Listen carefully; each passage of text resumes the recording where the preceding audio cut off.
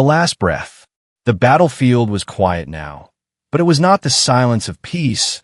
It was the heavy silence after screams, after fire, after blood. Smoke still rose in the distance. The sky was dark, and the ground was broken by the weight of war.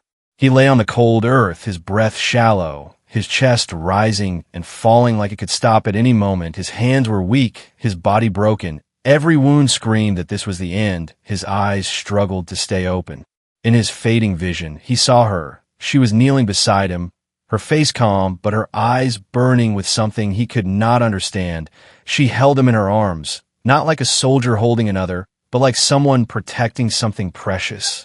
He tried to speak, but no words came, only a cough, a taste of iron, blood on his lips. He felt ashamed, helpless.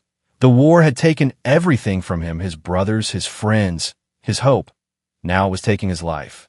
She brushed the dirt from his face. Her touch was soft, almost too gentle for a place like this. "Do not fight the darkness," she whispered. "Let it go." He wanted to close his eyes. He wanted to rest. But something in her voice kept him awake. She leaned closer, her lips near his ear, and spoke words that struck like fire. "You do not have to die," she said. "There is another path, but it comes with a price." His weak heart skipped. His mind was slow, clouded, but those words cut through the haze. Another path? A price? He tried to move, tried to ask, but his body refused. Only his eyes moved, locking with hers. "You can live," she continued, "but never as a human again." The words fell heavy on him. He was a soldier. He was human. That was all he ever was. The thought of becoming something else filled him with fear. Yet at the same time, the thought of death filled him with even greater fear. The pain grew worse. The cold crept deeper into his bones. He could feel his life slipping away, slipping too fast. Her arms held him tighter, as if she could hold his soul in place. Memories flashed before him, his home, a quiet street, the laughter of a child, the warmth of a fire, the faces of those he had sworn to protect. Those faces faded in and out, mixing with the darkness trying to claim him. He wanted to live, not for glory, not for war, but because he was not ready. He had things undone, promises unkept. He had a life still burning inside, fragile but not finished. But her words echoed again, never as a human again. What did that mean? What would he become? A beast? A ghost? A weapon? He did not know, and she did not explain. Her eyes only asked for his answer. His body trembled. His chest rose with painful effort. His lips parted, and though no sound came, his choice was clear. He would live. He would pay whatever price. A strange silence filled the air. The battlefield around them seemed to fade. The smoke, the smell of blood, the broken ground, all of it vanished. Only she and he remained, locked in that moment. Then he felt it, a warmth spreading through him, burning and healing at once. His veins carried fire. His bones hummed. His skin crawled as if it no longer belonged to him. He tried to scream, but his voice was changing. It echoed, deeper, stranger, not the cry of a man, but something else. The world tilted. The light around him grew brighter, brighter until it blinded him. Her hand pressed against his chest. "You chose," she whispered. "Now you will live, but never again as what you were." Darkness swallowed him whole.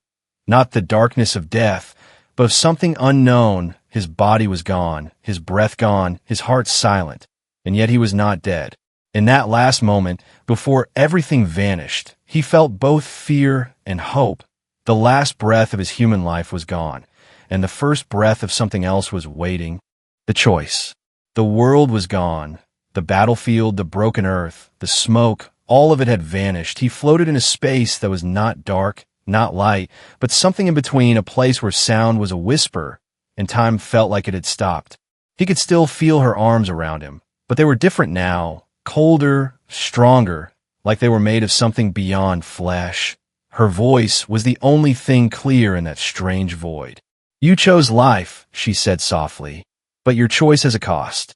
He wanted to speak, but his mouth gave no sound. His body felt distant, as if it was slipping further away from what he once was. He tried to move, But nothing obeyed. He was not himself anymore.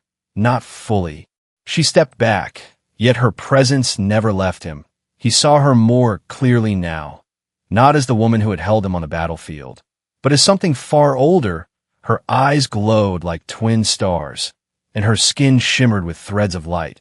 She was not human, and perhaps she never had been. His mind filled with fear, but also questions. What had he agreed to? What would he become? Her words echoed like bells in a temple. You will not die, but you will not remain what you were. Your heart will beat again, but it will not beat like a man's heart. Your hands will hold power, but never again will they be human hands. Are you ready to accept this? He thought of the life he had left behind. Faces flashed before him.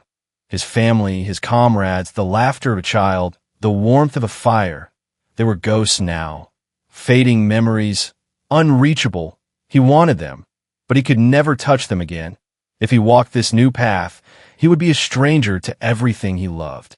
And yet, if he refused, he knew the truth. He would vanish, sink into the darkness forever. All those promises, all those unfinished dreams, gone like dust. A storm rose inside him. Fear and hope, life and death, the choice burning in his mind. His chest ached as if something inside wanted to tear free. Her hand stretched toward him, open, glowing with light. Choose, she said again, her voice both kind and commanding. Live with the burden or die with the silence. He hesitated, trembling. The silence around him pressed harder, heavier, as if the void itself demanded an answer. He looked at her hand, and in it he saw not safety, but chains. If he took it, he would never be free. If he rejected it, he would never exist. The struggle lasted forever, and yet only a heartbeat. His spirit screamed. His heart fought. His breath came sharp, like a man drowning in water. And then he reached. His hand, or what felt like his hand, moved toward hers. It touched, and the moment it did, everything broke. The void shattered into pieces of light. His chest burst with fire. His eyes opened to a flood of visions. Worlds burning, skies filled with strange stars, creatures of shadow and light walking in endless wars. He saw himself in those visions, no longer human, no longer weak, but something else, something feared. Her voice returned, calm and unshaken. You have chosen, then let your humanity die. The pain came like a storm. His bones cracked, his skin burned, his veins boiled with fire. His scream echoed, but it was not the scream of a man anymore. It was deeper, louder, shaking the air like thunder. The choice was made. There was no turning back. He would live, but never again as a human. The transformation. The fire inside him did not fade. It grew, burning hotter with every heartbeat. His body twisted, his skin stretched, his bones screamed. He wanted to claw at himself, to tear away the pain, but he had no control. His hands were no longer hands. His voice was no longer his. He felt his humanity slipping like sand through open fingers. Every memory, every face, every laugh he had ever known trembled at the edge of his mind, ready to vanish. He tried to hold them, but the fire swallowed them. The woman, no, the being, stood before him. Her eyes shone brighter, like she was watching the birth of something both beautiful and terrible. She did not move. She only whispered, "Do not fight it. Let it happen. You are becoming what you must be." His reflection appeared before him, not in a mirror, but in the broken air itself. At first he saw his own face, pale, weak, wounded. Then the image cracked, the skin peeled, his eyes turned to gold fire, his teeth sharp, his flesh shifting into something no longer human. He wanted to scream that this was wrong, that this was not life, but his scream came out as a roar, a sound that made the air vibrate, a sound that did not belong to man. The ground beneath him split open, not of earth, but of something deeper. Glowing lines like veins of molten light spread under his feet. Energy rushed into him, filling his veins. Every nerve screamed with power. Every breath shook the air. He collapsed to his knees, clawing at the glowing ground. His body no longer felt fragile. His strength was building, heavy, unstoppable. But with it came fear, For every ounce of strength, a piece of his humanity was lost. The woman walked closer.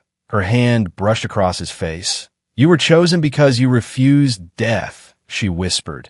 "But the one who refuses death must accept change." Her touch calmed the fire for a moment, long enough for him to look again at his reflection. What stared back at him was no man. His body was taller, his chest carved with lines of glowing light, his arms thick with power, his skin darker, marked by strange symbols that moved like they were alive. His eyes were no longer his own. They glowed like the stars, burning from within. His heart thumped, slow and heavy. Not human, not fragile, but eternal.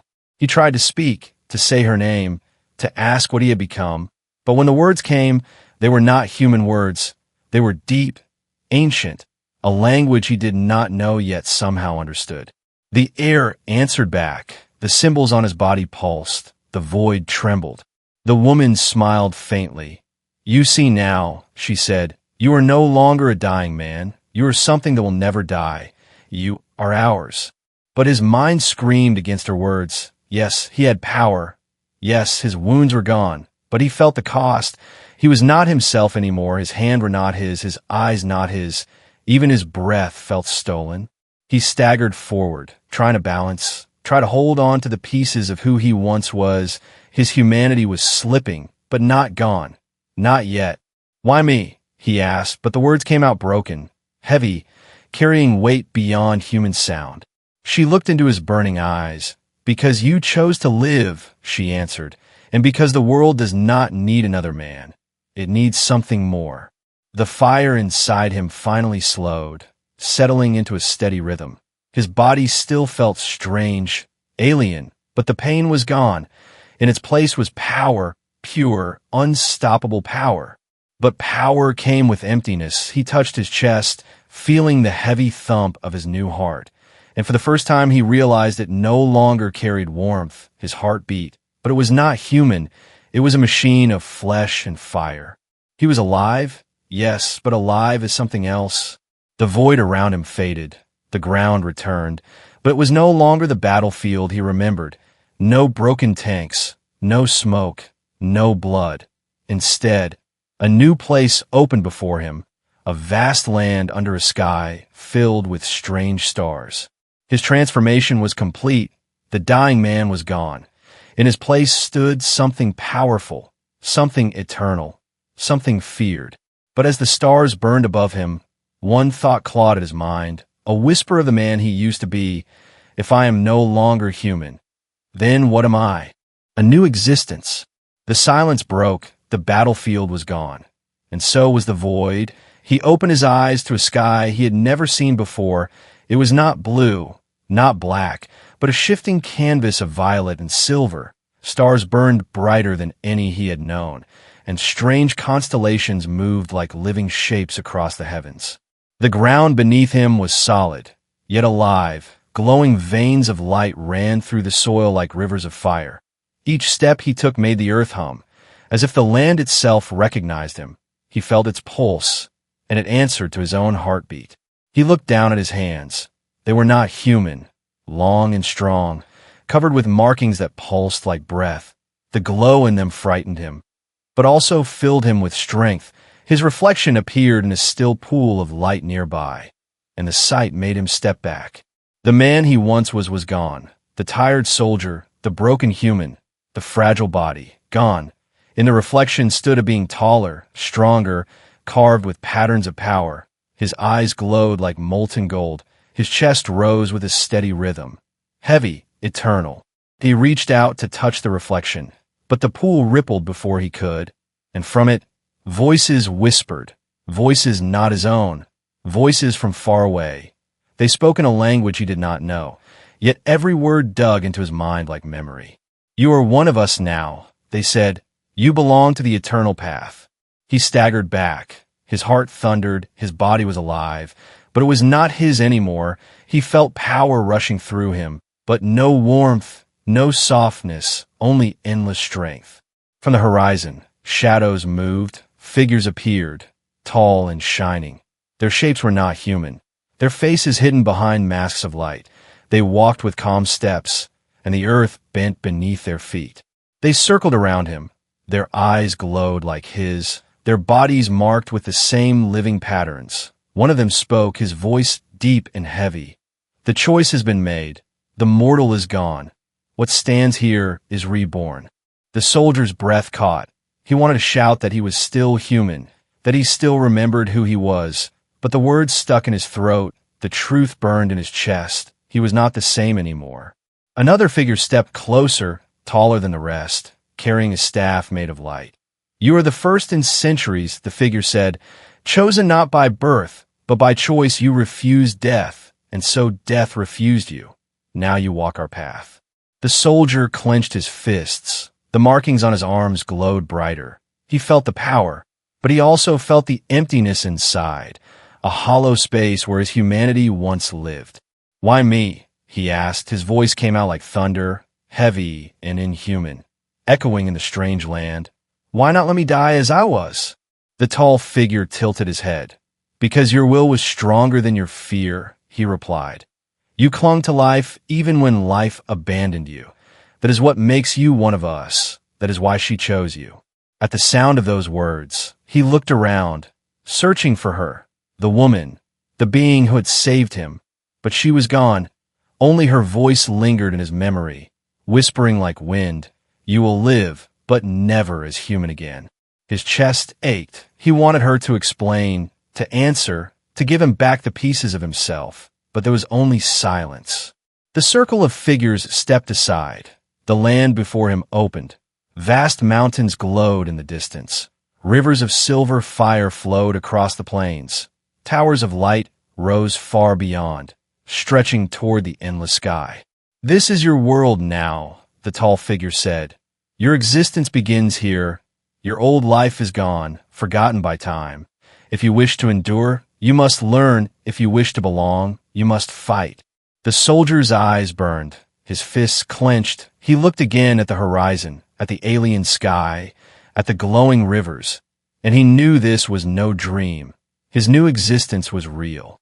But deep inside, beneath the fire and the glow, a whisper of his human heart still spoke, a voice small but stubborn. I am not gone yet.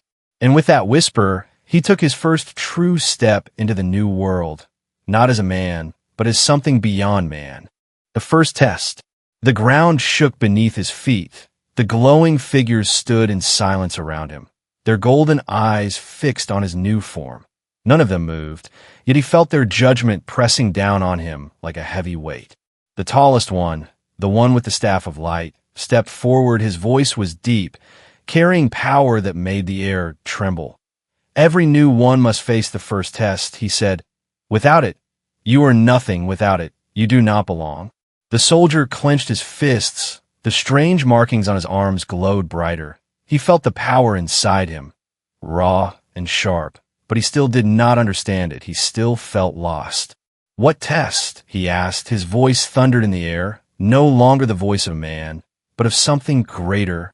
The tall figure raised the staff, and the glowing earth beneath them split open. From the crack rose a stone arena, its walls carved with burning symbols.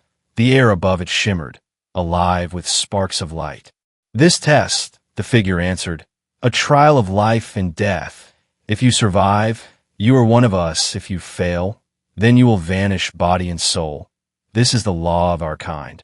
The soldier looked at the arena, his heart, or what remained of it, pounded like war drums. He had faced battles before, but this was different. There were no guns, no brothers at his side, no orders to follow. This was him alone. The figures guided him to the center of the arena. The ground hummed under his feet. His glowing hands shook. He tried to steady them, but fear crawled inside him. Suddenly, the walls of the arena lit up, and from the fire, something crawled out. A beast, taller than a man, its body made of black stone and burning veins. Its eyes glowed red, and its roar shook the air. The soldier staggered back. His instincts screamed to run, but there was nowhere to run. The beast stepped forward, heavy and slow, its claws digging into the glowing ground. Sparks flew with every step. This is your first test, the tall figure's voice echoed. Defeat it, or be erased. The soldier's hands trembled. His human mind whispered that this was impossible. But his new body burned with power. He could feel strength in his arms, heat in his chest, a storm in his veins. The beast charged, the ground cracked under its weight. He raised his hands, unsure what to do, but instinct took control. His markings lit up, and from his palms, light burst out like fire. The blast struck the beast and threw it back. The sound was like thunder. The soldier froze, staring at his own hands. He had done that. He had unleashed something beyond human. The beast rose again, its roar louder, angrier. It leapt toward him, claws raised. He moved without thinking, faster than he had ever moved before. He rolled aside, the beast's claws cutting into the earth where he once stood. His body felt lighter, stronger, but strange. Every move felt both natural and unnatural. His power was real, but it frightened him. The beast attacked again. He met its strike with his glowing fists. The clash exploded with sparks. The sound rattled the arena walls. For a moment, man and monster locked, strength against strength, fire against fire. With a roar, he pushed harder. His fists glowed brighter, and the beast stumbled back, its chest cracked, its stone flesh breaking. The soldier staggered, his chest heaving. His body was not tired, but his mind was. He could not understand this new power. He could only react. The beast howled, its body breaking apart. Its glowing veins pulsed brighter, as if it would explode. The soldier braced himself, fear clawing at his mind. And then, it happened. His markings spread wider across his body. His chest burned, and from within him came a blast of energy so powerful it shattered the beast in one strike. The explosion lit the arena like a star. When the light faded, nothing of the beast remained, only dust drifting into the glowing soil. Silence followed. The soldier stood in the center, his fists trembling, his eyes burning. His body still glowed with power, but his mind whispered one truth. He was no longer fighting as a human. He was fighting as something else. The tall figure lowered his staff, his golden eyes locked on the soldier. "You survived," he said, his voice steady. "But this is only the beginning. You have tasted your strength. Now you must learn the cost of it." The circle of figures bowed their heads. The arena crumbled back into the earth. The soldier stood there, shaken. His new existence was no dream. It was real, and it was dangerous. He had passed the first test, but deep inside, he wondered, had he won, or had he lost something greater? The truth revealed. The arena was gone. The earth sealed itself, glowing veins fading back into silence. The figures stood in a circle around him, their golden eyes still burning. But none of them spoke. They only watched him, as if waiting for him to understand something on his own. His chest rose heavy, though his new body did not tire. His fists were still glowing from the power he had unleashed. The dust of the beast drifted around him like smoke, but the victory brought him no pride, only confusion. He turned toward the tall figure with the staff of light. His voice thundered through the strange land. "Tell me what I am." The figure's head tilted, his mask of light flickered, and his voice came like stone breaking. "You are not man, you are not beast, you are not death, you are a choice made flesh." The soldier's jaw tightened. He took a step forward, the ground trembling beneath his feet. "That is not an answer," he growled. "Why me? Why her? Why this curse?" The circle of figures shifted. Their golden eyes blinked once, and in that blink the air bent. A vision unfolded, glowing like fire across the sky. He saw her, the woman who had held him in his final breath, the one who whispered life into his dying body. But in the vision, she was not the woman he remembered. Her face changed, shifting between human and something far older. Her eyes glowed brighter than stars. Her form was cloaked in wings of shadow and light. "She was never what you thought," the tall figure said. "She is one of us, a watcher, a keeper of the path. She does not save men. She chooses them." The soldier's hands curled into fists. His heart thumped like thunder. He remembered her touch, her words, her promise, and now he understood. They were not mercy.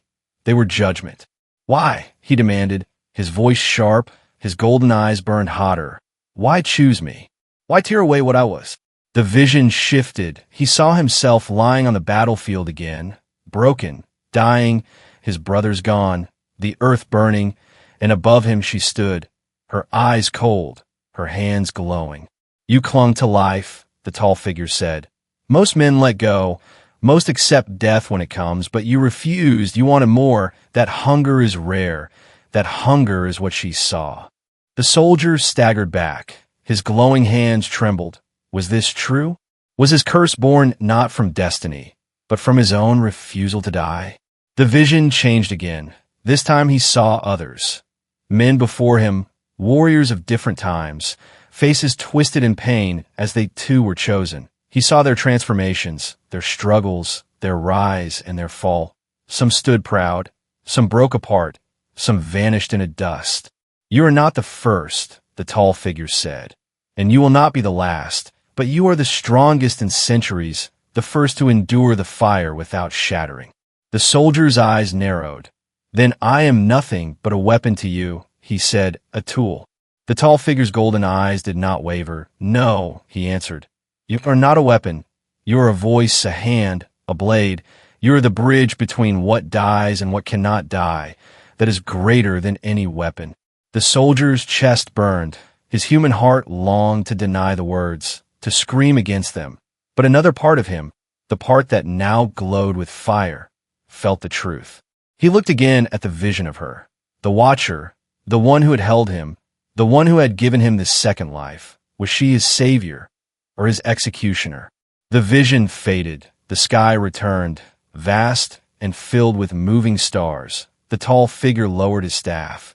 You wanted the truth, he said. Now you have it. You are not cursed. You are chosen, and choice is heavier than chains. The soldier stood in silence. The truth cut deeper than any wound. His humanity was gone. His old life was ashes, and all because in his last breath he had wanted to live. He lifted his glowing hands, staring at them. He could not deny the power, but now he knew the cost.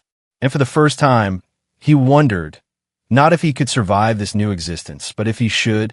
A fate sealed. The stars above him shifted, glowing brighter, burning patterns into the sky. The ground beneath his feet pulsed, alive with power. The circle of golden-eyed figures stepped back, their silence heavy, their judgment complete. The soldier stood alone. His glowing hands trembled as he stared at them. His breath was steady, but his heart was torn. He had survived the test. He had seen the truth, but now came the part no one could decide for him. Would he walk forward as one of them, or fall into the memory of the man he once was? The wind carried her voice again, faint like a ghost. You chose life, it whispered, but never again as human. He turned, searching the horizon, hoping to see her, the watcher, the one who had given him this second life. But she was not there. Only her shadow lingered in his mind. The tall figure with the staff raised it high, his golden eyes locked on the soldier. The path is before you, he said. The old world is gone. The new waits for your step. Choose your fate. The soldier closed his eyes, and memories struck him like lightning. He saw his brothers on the battlefield, the laughter of children, the face of someone who once loved him. All of it felt close, yet unreachable, like smoke slipping through his fingers. Tears burned in his eyes, though they glowed with fire. I am still him, he whispered. I am still human. But the fire inside him disagreed. His body pulsed with power. His hands glowed brighter. His voice shook the air itself. The man was gone. The human was a ghost in a cage of fire. His chest ached, not from pain, but from choice. He knew he could not go back. If he walked among humans now, they would see only a monster. If he turned away, he would vanish into the silence. He opened his eyes, golden light spilling into the strange sky. He looked at the circle of beings, at the endless land, at the stars above, and for the first time, he did not feel small. The tall figure lowered his staff. Then your fate is sealed, he said. You are no longer soldier, no longer mortal. You are the bridge. You are the fire that refused to die. The soldier took a step forward, and the earth shook. His markings flared across his chest and arms. His voice carried across the land, louder than thunder. "I died in her arms once," he said, his words heavy, burning. "But this time, the world will die in mine." The stars above blazed like fire. The golden-eyed beings bowed their heads. The sky itself seemed to bend to his vow. The fate of man was gone. The fate of something greater had begun. His choice was no longer about life or death. It was about power, destiny, and the price of refusing to die. And in that moment, the last piece of his humanity slipped away, leaving behind not a man, but a force, a fate sealed by fire.